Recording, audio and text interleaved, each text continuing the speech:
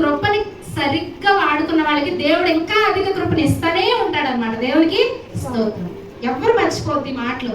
వాక్యంలో ఉంటది కదా, నా హృదయం అనే పలక మీద ఏం చేశాను, నీ వాక్యాన్ని చెక్కుకున్నాను, రాసుకున్నాను, భద్ర పరచుకున్నాను. మనం బంగారం ఎక్కడ పెడతాం చెప్తారా? ఎవరైనా మీరు నాకు చెప్తారా? చెప్పరు. మీరు ఎక్కడ పెట్టుకుంటారో తెలుస్తుంది, కానీ అది ఎవరికైనా చెప్తారా మీరు? అది మీకు ఎంతో ఏంటి విలువైనది, ఏంటి విలువైనది.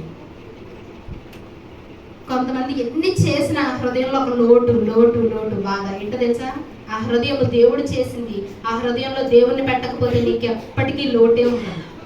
తృప్తి కావాలి అంటే, సంతోషం కావాలంటే, నిజమైన నెమ్మది కావాలంటే నీ హృదయానికి జీవితానికి కర్త అయిన దేవుణ్ణి నువ్వు ఆహ్వానించాలి నీ జీవితంలోకి. కృపని సరిగ్గా వాడుకున్న వారికి అధిక కృప వస్తుంది. మర్చిపోద్దండి ఈ మాటలు ఎప్పుడు కూడా. కీర్తనలో 4వ అధ్యాయం 4వ వచనం, భయము నుండి పాపం చేయకుడి, మీరు పడకల మీద నుండగా మీ హృదయములలో ధ్యానం చేసుకొని ఊరకుండుడి. దేవుడు మనల్ని శిక్షిస్తాడు. దేవుడి లోకానికి వచ్చాడు అంటే మనల్ని క్షమించడానికి. కానీ క్షమాపణ మనం తీసుకోకపోతే తర్వాత ఏముంది? నిత్య నరకం ఉన్నది. కాబట్టి దానిలోకి వెళ్లకుండా ఉండడానికి మనం ఏం కలిగి ఉండాలి? భయం కలిగి ఉండి, భయ భక్తులు కలిగి ఉండి, మనం మంచం మీద ఉండగా కూడా ఏం చేయాలి? దేవుని వాక్యాన్ని మన హృదయంలో ఎప్పుడు చెప్పుకుంటానే ఉండాలి. దేవునికి ఎంతమంది చేస్తున్నారు ఇది?